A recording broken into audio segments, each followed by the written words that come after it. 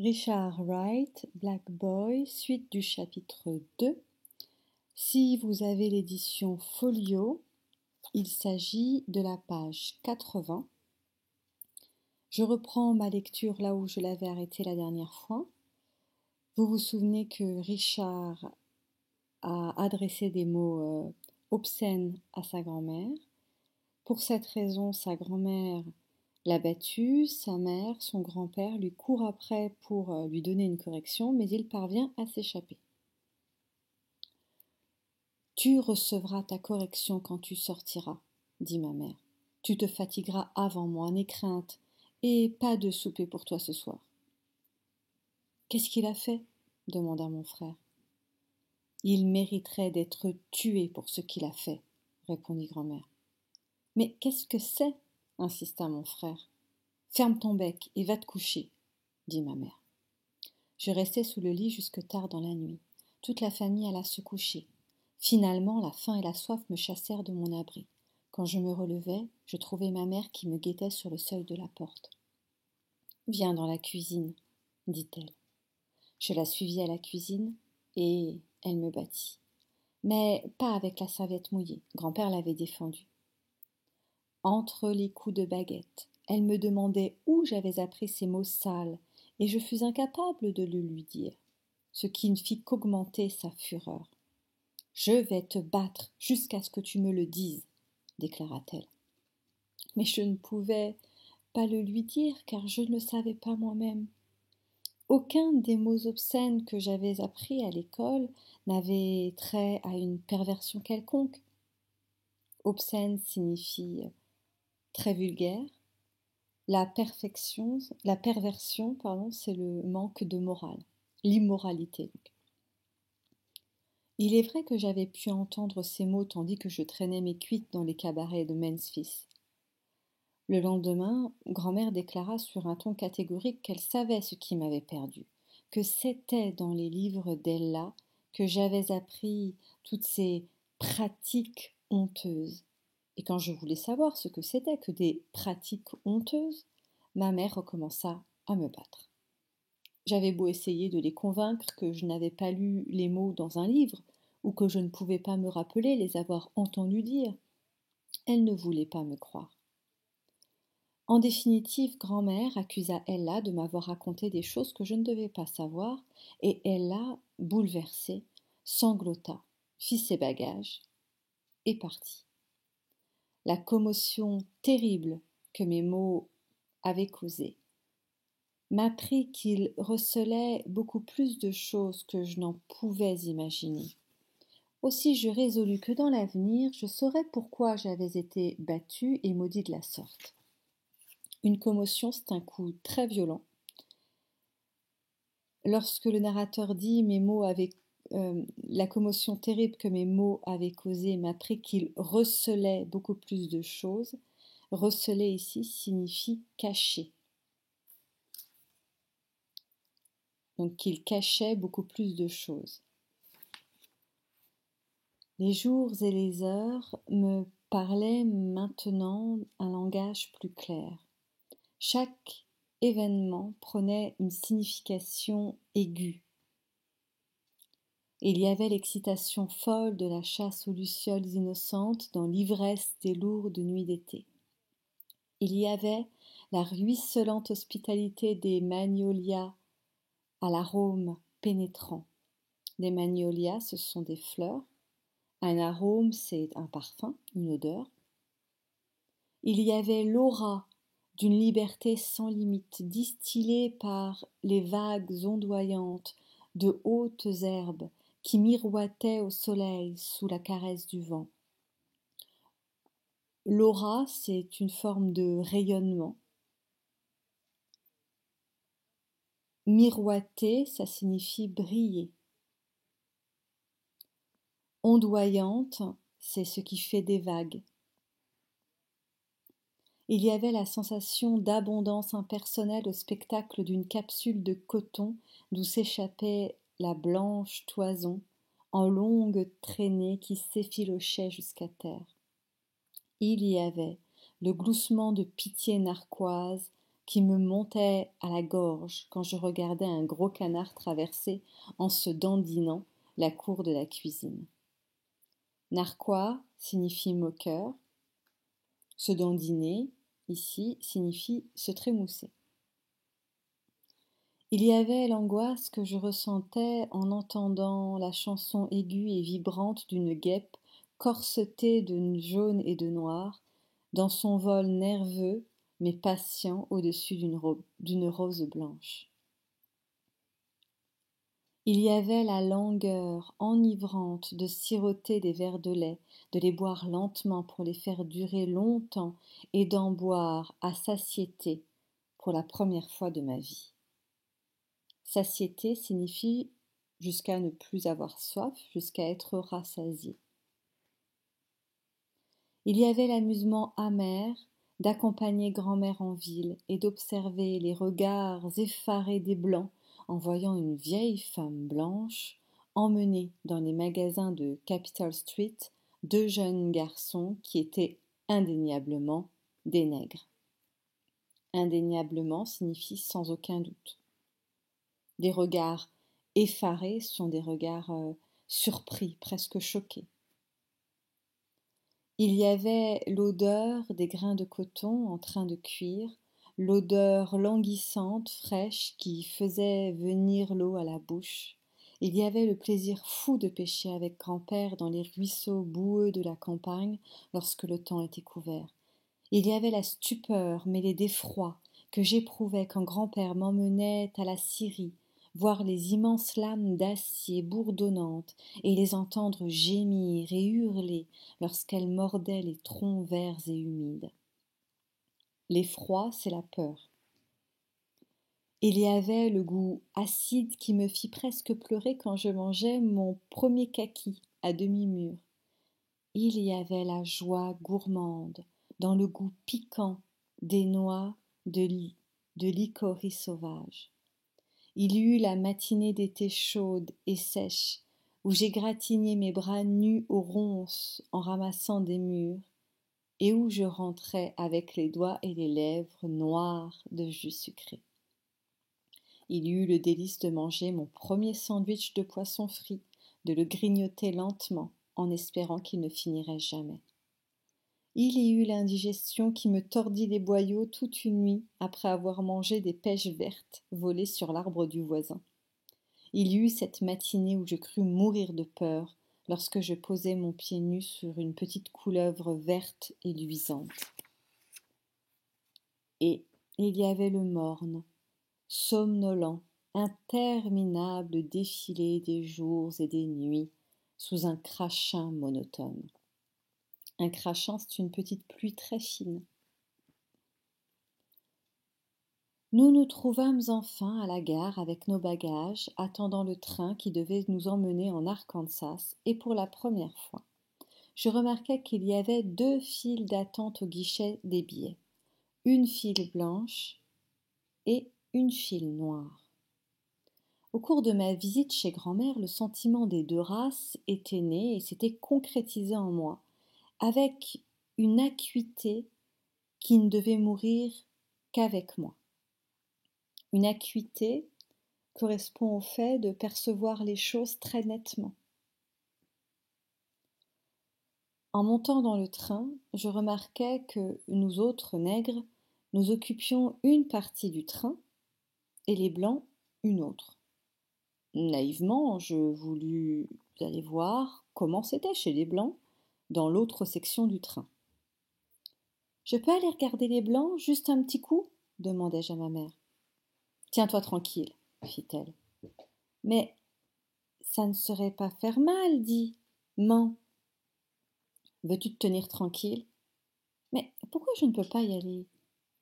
Cesse de dire des bêtises. » J'avais commencé à remarquer que ma mère se montrait agacée quand je lui posais des questions sur les blancs et les noirs, et je ne saisissais pas très bien. Je voulais savoir le pourquoi de ces 2 catégories de gens qui vivaient côte à côte et qui n'avaient de contact, semblait-il, que dans la violence. Par exemple, il y avait ma grand-mère. Était-elle blanche ? Et à quel point était-elle blanche ? Que pensaient les blancs de sa blancheur? Maman, est-ce que grand-mère est blanche? Demandai-je, tandis que le train roulait dans la nuit. Si tu as des yeux, c'est pour t'en servir. Tu es capable de voir de quelle couleur elle est, répondit ma mère. Je veux dire, est-ce que les blancs la prennent pour une blanche? Pourquoi ne demandes-tu pas aux blancs? Rétorqua-t-elle. Mais toi, tu le sais, insistai-je. Comment le saurais-je? Je ne suis pas blanche. Grand-mère a l'air blanche, dis-je, espérant arriver à établir au moins un fait patent. Ce qui est patent, c'est ce qui est clair et prouvé. Alors, pourquoi elle vit avec nous autres gens de couleur? Tu n'as pas envie que grand-mère vive avec nous? Dit-elle, éludant ma question. Si? Alors pourquoi poses-tu cette question? Pour savoir. Grand-mère n'habite-t-elle pas avec nous? Si, ça ne te suffit pas? Mais est-ce qu'elle veut habiter avec nous? Pourquoi n'as-tu pas demandé à grand-mère? Fit ma mère d'un ton moqueur, éludant encore ma question. Est-ce que grand-mère est devenue une femme de couleur quand elle s'est mariée avec grand-père? Vas-tu finir de me demander des choses idiotes? Réponds-moi. Grand-mère n'est pas devenue une femme de couleur, dit ma mère d'un ton irrité. Elle est née avec la couleur qu'elle a maintenant. De nouveau, je me voyais frustrée du secret de la chose, de la réalité que j'entrevoyais derrière tous ces mots et ces silences. Être frustré, cela signifie désirer quelque chose et ne pas l'obtenir. Ici, Richard désire savoir quelque chose et sa mère ne lui répond pas, ce qui engendre donc la frustration. Pourquoi grand-mère ne s'est-elle pas mariée avec un blanc? Demandai-je. Parce que ça ne lui plaisait pas, répondit-elle avec humeur. Pourquoi que tu veux pas me répondre? Fis-je. Elle me gifla, et je pleurai. Par la suite, à contre-cœur, elle me dit que grand-mère était de souche irlandaise, écossaise et française, avec quelques gouttes de sang nègre venues dont on savait tout. Elle me donna ses explications d'un air détaché, désinvolte, neutre. Tout cela ne la touchait nullement. Désinvolte, ça signifie avec un manque de sérieux, avec légèreté. Comment s'appelait grand-mère avant de s'être mariée avec grand-père? Bolden. Et qui lui a donné ce nom-là? Le blanc qu'elle avait pour maître. C'était une esclave? Oui. Et Bolden était le nom du père de grand-mère? Grand-mère ne sait pas qui était son père. Alors on lui a simplement donné n'importe quel nom?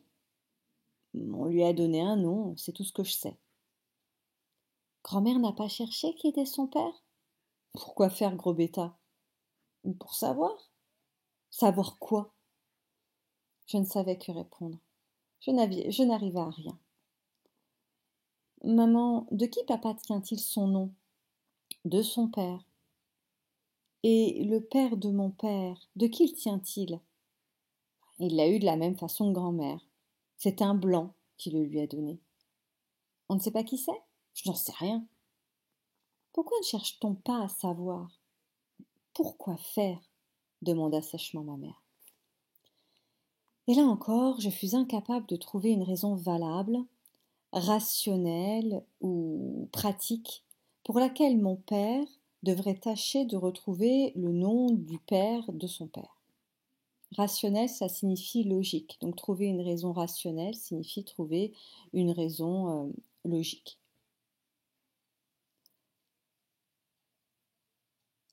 Qu'est-ce qu'il a en lui, papa? Demandai-je. Un peu de blanc, un peu de rouge et un peu de noir. Indien, blanc et nègre? Oui. Alors, qu'est-ce que je suis? Quand tu seras grand, on dira de toi que tu es un homme de couleur, répondit-elle. Ensuite, se tournant vers moi avec un sourire moqueur, elle demanda: Vous n'y voyez pas d'inconvénient, monsieur Wright? Vexée, je ne répondis pas.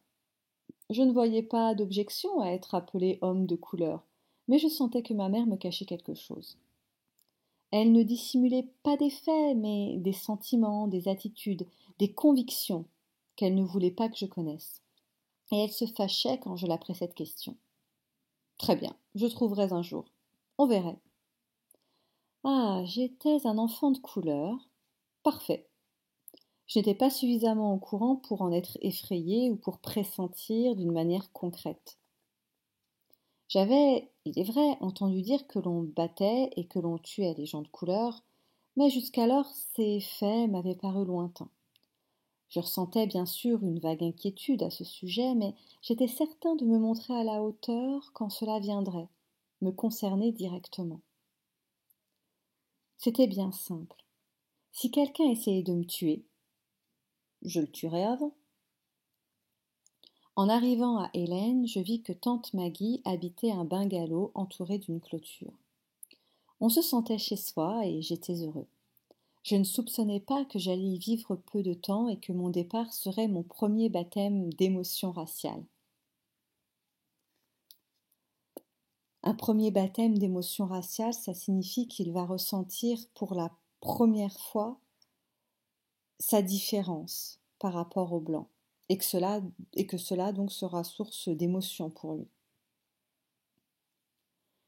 Une large route poudreuse passait devant la maison et de chaque côté des fleurs sauvages bordaient le talus. Un talus, c'est une pente. C'était l'été et l'odeur de la poussière d'argile flottait partout, la nuit comme le jour. Je me levais de bonne heure tous les matins pour patauger pieds nus dans le sable de la route, m'amusant de l'étrange contraste entre la croûte froide et humide de rosée de la surface et le sable chaud, cuit par le soleil, qui se trouvait dessous. Après le lever du soleil, les abeilles commençaient à sortir, et je découvris qu'en frappant vivement mes mains l'une contre l'autre, je pouvais en tuer. Ma mère m'ordonna de cesser. Elle me dit que les abeilles faisaient du miel, que c'était mal de tuer des bêtes qui faisaient de la nourriture, et que je finirais par me faire piquer. Mais j'étais certain d'être plus malin que n'importe quelle abeille. Un matin, j'écrasai entre mes mains une énorme abeille au moment où elle venait de se poser sur une fleur. Et elle me piqua au creux de la main gauche, là où la chair est le plus sensible. Je courus à la maison en braillant. Brailler, ça signifie crier et pleurer. Bien fait pour toi, commenta sèchement ma mère. Je n'écrasai plus jamais d'abeilles.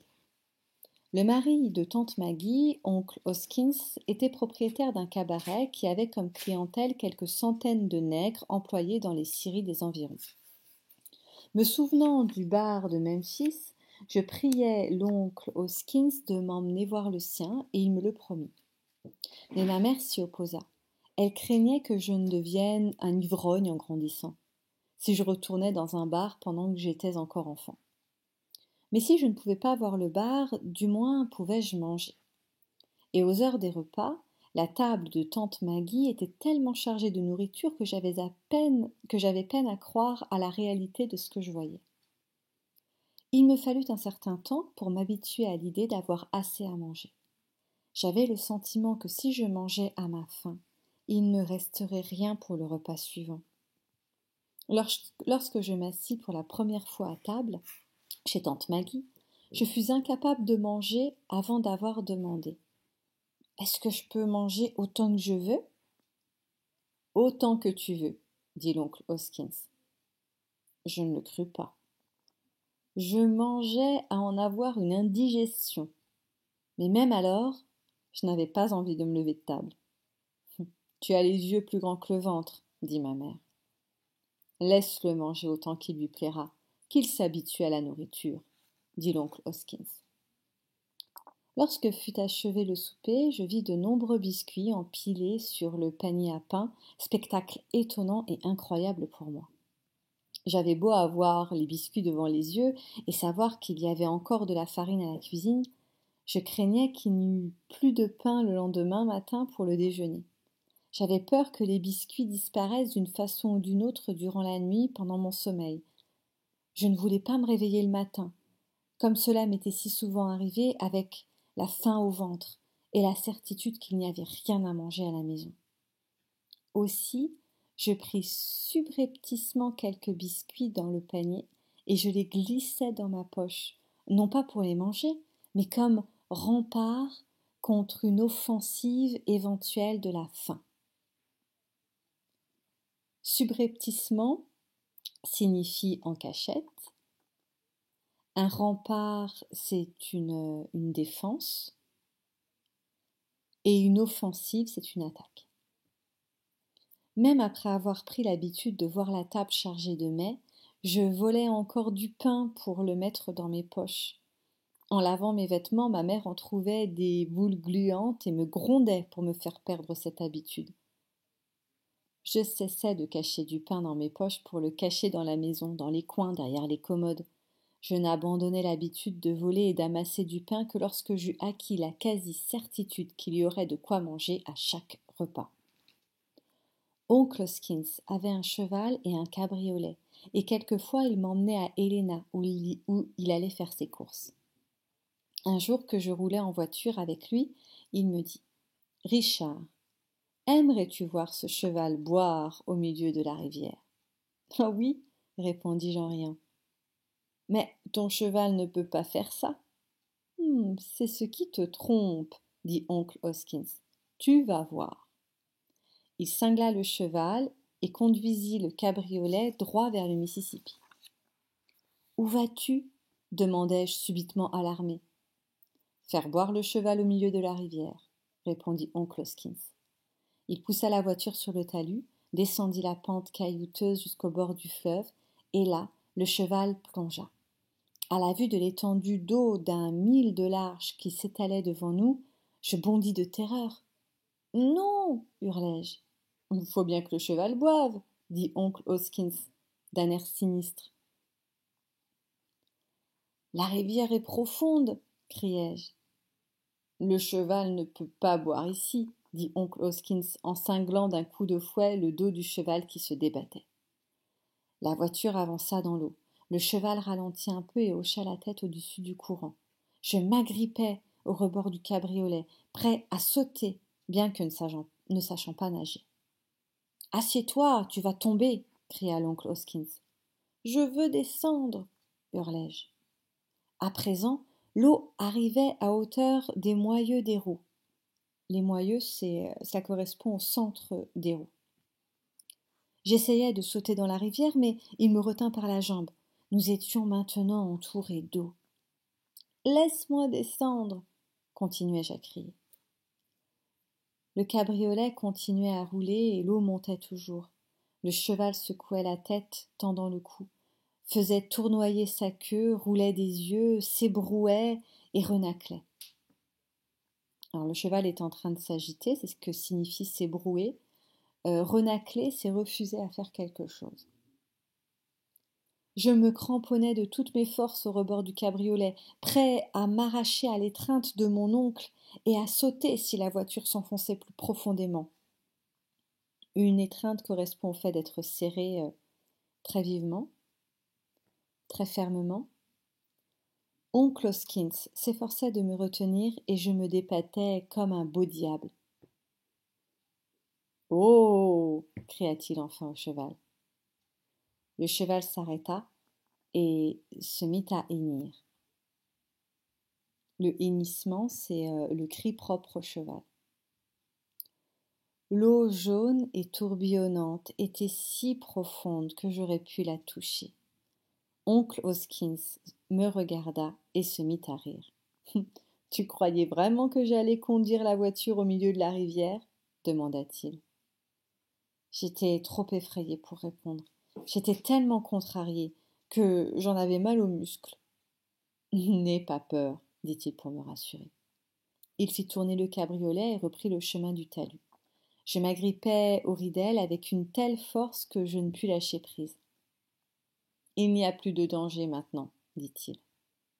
Le cabriolet aborda sur la terre ferme, et tandis que la frayeur me quittait peu à peu, j'avais l'impression de tomber de très haut.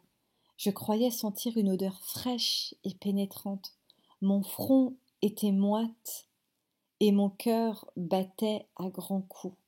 « Je veux descendre, dis-je. « Qu'est-ce qu'il y a ? Demanda-t-il. « Je veux descendre. »« Mais nous sommes sur la terre ferme, mon petit. »« Non, arrête, je veux descendre. » Il n'arrêta pas le cabriolet. Il ne détourna même pas la tête pour jeter un regard sur moi. Il ne comprenait pas. Je libérai ma jambe d'une secousse et, sautant de la voiture, j'atterris sans dommage sur le sable de la route. Il arrêta le cabriolet. « Tu as vraiment eu si peur ? Dit-il à mi-voix. Je ne répondis pas.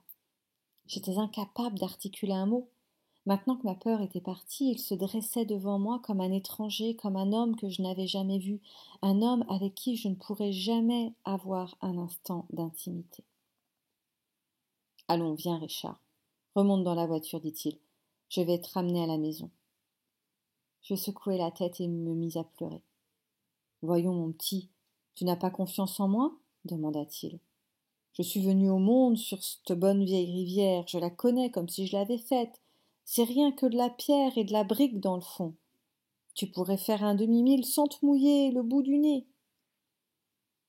Mais tout cela ne voulait rien dire pour moi, et je refusai obstinément de remonter dans le cabriolet. « Je vais te ramener à la maison, dit-il calmement. Je commençai à descendre la route poudreuse, il descendit du cabriolet et marcha à côté de moi. Il ne fit pas ses courses ce jour-là, et lorsqu'il essaya de m'expliquer pourquoi il avait voulu me faire peur, je ne voulus ni l'écouter ni lui parler. Jamais plus je n'eus confiance en lui. Chaque fois que je voyais son visage, le souvenir vivace et précis de ma terreur sur l'eau me revenait et se dressait comme une barrière entre nous. Oncle Hoskins allait tous les soirs à son bar et ne rentrait à la maison qu'aux premières heures de la matinée. Il dormait le jour comme mon père, mais le bruit ne semblait jamais incommoder oncle Hoskins. Mon frère et moi pouvions faire autant de tapage que nous voulions. Souvent, je me faufilais dans sa chambre pendant qu'il dormait pour contempler le gros revolver luisant qui se trouvait près de sa tête à portée de sa main. Je demandais à tante Maggie pourquoi il gardait l'arme si près de lui, et elle me répondit que des hommes avaient menacé de le tuer. Des Blancs. Un matin, je me réveillai pour apprendre que l'oncle Hoskins n'était pas rentré du bar. Tante Maggie se tourmentait. Elle voulait se rendre au bar pour voir ce qui était arrivé, mais oncle Hoskins lui avait défendu d'y mettre les pieds. La journée s'écoula, et quand vint l'heure du dîner, tante Maggie n'y tint plus. « Je vais voir s'il lui est arrivé quelque chose, » déclara-t-elle. « Tu ne devrais pas, » objecta ma mère. « Ça peut être dangereux. » On garda le repas chaud sur le fourneau. Debout sur le seuil, tante Maggie scrutait la nuit qui s'épaississait. Donc la nuit qui s'épaississait, ça signifie qu'elle devient de plus en plus noire. De nouveau, elle annonça qu'elle allait voir au bar, mais ma mère l'en dissuada une fois de plus. Il faisait nuit noire, et l'oncle ne rentrait toujours pas. Tante Maggie se rongeait les seins en silence. Mon Dieu, pourvu que les Blancs ne lui aient pas cherché d'histoire. Plus tard, elle alla dans la chambre, et quand elle en sortit, elle se lamenta. Il n'a pas pris son revolver. Je me demande ce qui a bien pu se passer. Nous mangeâmes en silence. 1 heure plus tard, des pas lourds retentirent devant l'entrée et on frappa violemment. Tante Maggie se précipita et ouvrit la porte. Un grand garçon noir se tenait sur le seuil, soufflant, suant, secouant la tête. Il ôta sa casquette. « Monsieur Hoskins l'a reçu un coup de revolver. Un Blanc lui a tiré dessus, dit-il d'une voix haletante. Il est mort, Mme Hoskins. » Haletant signifie essoufflé. Tante Maggie poussa un cri strident, descendit d'un bond les marches du perron et s'enfonça en courant dans la nuit. Strident signifie un cri très violent, un cri aigu. « Maggie ! hurla ma mère. N'allez surtout pas au cabaret, cria le jeune homme. Maggie, appelait ma mère en courant après ma tante. Ils vont vous tuer si vous allez là-bas, hurla le jeune homme. Les Blancs ont dit qu'ils tueraient toute la famille. Ma mère entraîna tante Maggie derrière la maison. La peur noyait son chagrin, et cette nuit-là, nous emballâmes nos vêtements et notre vaisselle, et nous les chargeâmes sur la charrette d'un fermier. Avant l'aube, nous étions en route, fuyant pour notre salut. Pour notre salut signifie pour être sauvés. Par la suite, j'appris que l'oncle Hoskins avait été tué par des Blancs qui convoitaient depuis longtemps son commerce florissant. Convoiter signifie avoir envie de quelque chose. Donc les Blancs avaient envie d'obtenir le commerce, le bar de l'oncle Hoskins. Il avait reçu des menaces de mort et plusieurs fois on lui avait intimé l'ordre de s'en aller. Mais il avait voulu tenir un peu plus longtemps pour amasser plus d'argent. Nous prîmes des chambres à West Helena. Tante Maggie et ma mère avaient peur de se montrer dans la rue et se tenaient jour et nuit, calfeutrées à la maison. Calfeutrées, c'est-à-dire cachées, en fermant les fenêtres, les volets, les portes. Tante Maggie finit par surmonter sa peur et fit de fréquents voyages à Hélène, mais elle n'y allait que la nuit, en secret, et ne disait à personne, sauf à ma mère, quand elle partait. Il n'y eut pas d'enterrement, il n'y eut pas de musique, il n'y eut pas de deuil, il n'y eut pas de fleurs, il n'y eut que le silence, des pleurs étouffés, des chuchotements et de la peur. Je ne sais même pas où ni quand l'oncle Hoskins avait été enterré. On ne permit pas à tante Maggie de voir son corps et elle ne put davantage réclamer sa succession. Réclamer sa succession signifie réclamer ce qui nous est dû après le décès d'un proche, comme un héritage.